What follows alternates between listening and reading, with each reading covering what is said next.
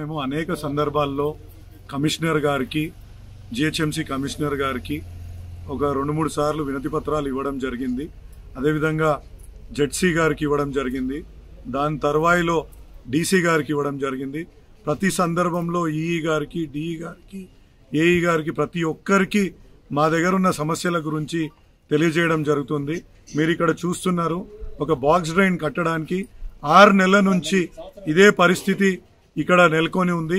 సంవత్సరాల తరబడి ఈ ప్రాంతం ఓల్డ్ మిర్జాల్ కూడా అనేది మునిగిపోతుంది నీళ్లతోటి.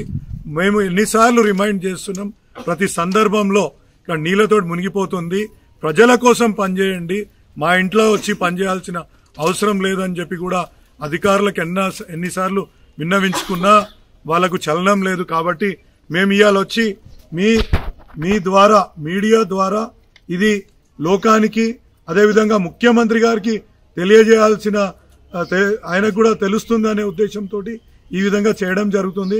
ఎందుకంటే ప్రతి దగ్గర ఎక్కడికి పోండి ఇదే సిచ్యువేషన్, ఇదే సందర్భాలు కనిపిస్తున్నాయి. ఎన్నిసార్లు రిక్వెస్ట్ చేసినా ప్రజలకు సంబంధించిన ప్రజావాణి పెట్టినరు, ప్రజాపాలన అంటున్నారు. ప్రజల కోసం పాలన చేయాలంటే ఈ విధంగా ఉంటుందా? జిహెచ్ఎంసీ అధికారులు ఏదైతే ప్రభుత్వం చెప్తుందో, ప్రభుత్వం చెప్పేదానికి విరుద్ధంగా ఇక్కడ పనిచేస్తుండ్రో అనేది ఇది సాక్ష్యం కనిపిస్తుంది అనేసి మీకు చూపించాలనుకుంటున్నాను. ఇదే విధంగా మల్కాజ్గిరి నియోజకవర్గంలో ప్రతి దగ్గర వెళ్లి ఇక్కడున్న కాలనీ వాసులని, ఇక్కడున్న బస్తీ వాసులను తీసుకొని వచ్చి తప్పకుండా ప్రతి సమస్య పైన వాళ్ళు చేసేంత వరకు ఇదే విధంగా ధర్నాకు కూర్చుంటామని మేము తెలియజేసుకుంటున్నాం. ఇక ముందు ఎందుకంటే వినతి పత్రాలు ఇప్పుడు నా దగ్గర ఇంత ఫైల్ అయింది. 6 నెలల నుంచి ప్రతి 15 రోజులకు ఒకసారి రిమైండర్లు పెడుతున్నాం. ఎన్నిసార్లు రిమైండర్లు పెట్టినా వాళ్ళ దగ్గరలో చలనం లేదు. ఇంత ఘోరమైన పరిస్థితి ఇక్కడ నెలకొని ఉంది. మీరు ఒక్కసారి ఈ విజువల్ని చూడండి, ఒక్కసారి మీరు ఈ విజువల్ని చూస్తే మీకే అర్థమవుతుంది. ఎందుకంటే ఇంత ఘోరం, ఇక్కడున్న ప్రజలు బయటికి వెళ్ళాలంటే ఎట్లా వెళ్తారు?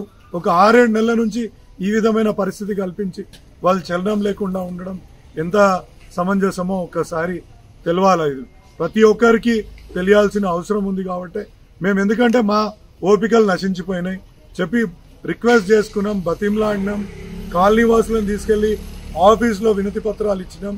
అయినా వాళ్ళు చలనం లేదు కాబట్టి ఇక్కడికి వచ్చి కూర్చోవాల్సిన పరిస్థితి నెలకొంది.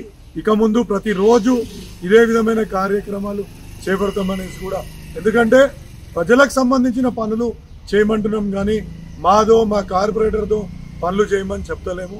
తప్పకుండా పనులు చేయకుండా చేసే విధంగా అధికారుల మీద పోరాటం చేస్తాననేసి ఈ సందర్భంగా తెలియజేసుకుంటాం.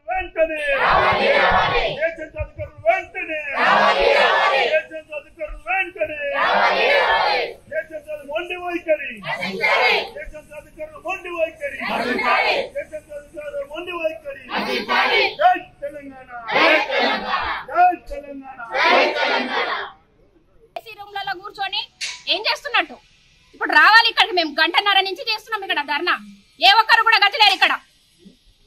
అరే ఏఈకి బాధ్యత లేదా, లేకపోతే డిఈకి బాధ్యత లేదా, ఎవరికి బాధ్యత లేదా? అందరికందరూ లీవ్ లో ఉన్నారని చెప్తున్నారు.